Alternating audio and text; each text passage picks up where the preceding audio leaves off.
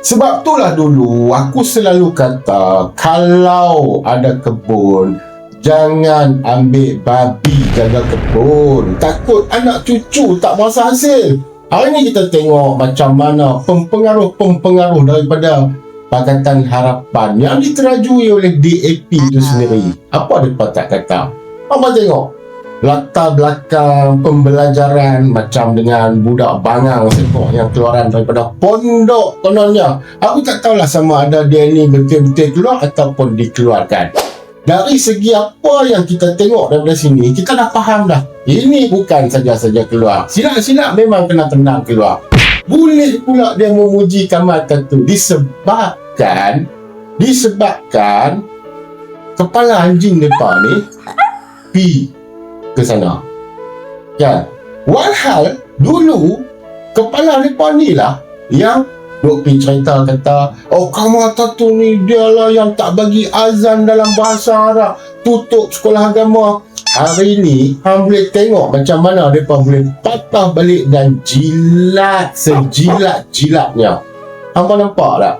Sebab itulah kita kata, kalau ada kebun, maksud kata negara-negeri kita ni jangan duk ambil orang-orang yang tak tentu halal.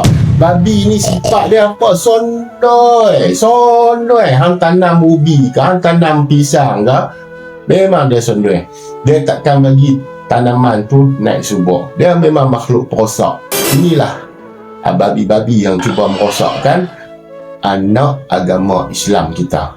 Anak bangsa ni menunjukkan ramai bangsa. Ada Cina Islam, ada India Islam, ada Melayu Islam. Bangsa ni menunjukkan genetik orang tu. Tapi kalau agama itu menunjukkan atas satu paksi.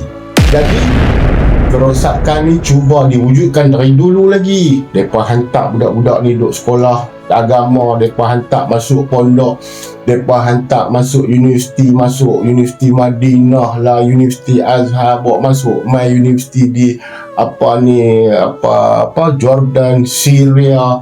Dan mereka ni balik hari ni bertungku lumus untuk nak rosakkan anak bangsa yang beragama Islam. Mereka ni lah apa jaga. Mereka ni berkeliaran di kawasan lubuk hati anak pinak kita. Ingat elok-elok kalau ada kebun, jangan duk ambil babi jaga kebun.